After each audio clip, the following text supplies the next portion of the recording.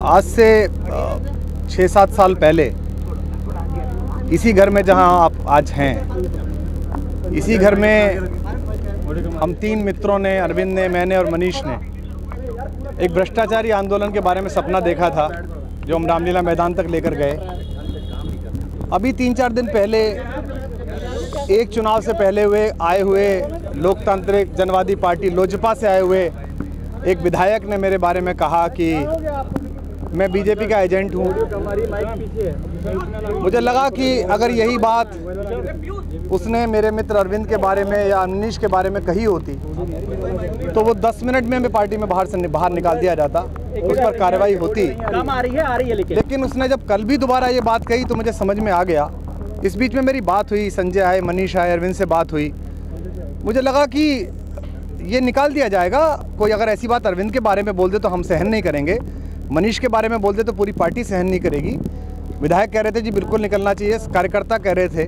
पर कल जब उसने दोबारा बोला तब मुझे लगा कि ये रामविलास पासवान जी की पार्टी में से आया हुआ पहली बार का विधायक नहीं बोल रहा, ये सिर्फ मुखौटा है, इसके पीछे से कोई और बोल रहा है।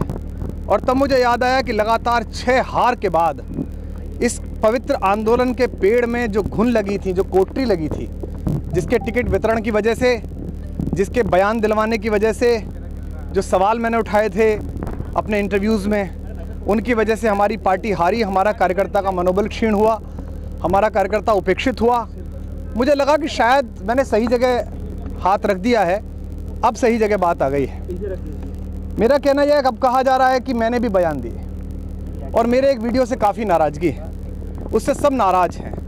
वी द नेशन, वो मेरा वीडियो जो कश्मीर में हमारे सैनिकों की जाति पर मैंने दिया था, वो कुमार विश्वास की आवाज़ नहीं थी, वो देश के हर नागरिक की आवाज़ थी। और मैं 2 बातें साफ करना देना चाहता हूँ। अगर देश की आवाज़, राष्ट्र की आवाज़ आगे लाने के लिए मुझसे पार्टी, संगठन, कोई भी नाराज़ होगा, कोई सरकार, कोई व्यवस्था, तो मैं आवाज़ बंद नहीं करूँगा, मैं लगातार बोलूँगा। कश्मीर की बात होगी, सैनिक की बात होगी, शहीद की बात होगी तो मैं बोलूँगा। गलतियाँ अगर हमसे हुई हैं, हमने खराब मनोबल के समय पर आतंकवाद से लड़ती हुई भारतीय सेना के लिए ऐसा संदेश दिया जिससे गलत मैसेज गया, तो हमें कोर्स करेक्शन करना पड़ेगा। मैं जानता हूँ ये बात किधर की तरफ जा रही है। अब पिछली बार की तरह की चीज़ें होंगी, गंदगी फैलाई जाएगी, चीटे फैलाए जाएंगे, इमेज टार्निश करने की कोशिश की जाएगी, बहुत सारी चीज़ें बताएंगे। लेकिन मैं बता दूं उन सब साजिशकर्ताओं को, इस आंदोलन के शरीर में लगे हुए उन सब घुनों को, दीमकों को, कि मैं आपको करने नहीं दूंगा। क्योंकि मैं 10 बार कह चुका हूं, परसों मैंने मनीष से कहा, अरविंद से कहा, पार्टी से कहा, आज आपके माध्यम से कह रहा हूं, जीवन में ना कभी चीफ मिनिस्टर बनना है, ना डिप्टी चीफ मिनिस्टर बनना है, ना पार्टी अध्यक्ष बनना है, ना कोई पॉलिटिकल पार्टी ज्वाइन करनी है, ना कोई स्वराज आंदोलन ज्वाइन करना है। मैं यहाँ इस काम के लिए नहीं आया था। मुझे पता नहीं आप क्या कर रहे हैं, पर मैं इस काम के लिए नहीं आया था। तो मैं ये कहना चाहता हूँ कि मैं एक दिन में निर्णय ले लूँगा और मसला देश का होगा तो बोलूँगा, सेना का होगा तो बोलूँगा। और ये भी चेतावनी नहीं दे रहा, अनुरोध कर रहा हूँ कि ऐसा कुछ मत करिए जिससे सड़क पर खड़े हुए कार्यकर्ता, जिसने आपके लिए नौकरी छोड़ी, जिसने चना खा के आपके लिए लड़ा, मैं फिर भी कुमार विश्वास रहूँगा, मुख्यमंत्री फिर भी अरविंद केजरीवाल रहेंगे, उप मुख्यमंत्री फिर भी मनीष रहेंगे। लेकिन वो कार्यकर्ता जिसको कोई नहीं जानता, जो पोस्टर चिपकाता था, जो आपके लिए लड़ता था, आप उस पर लात मत मारिए।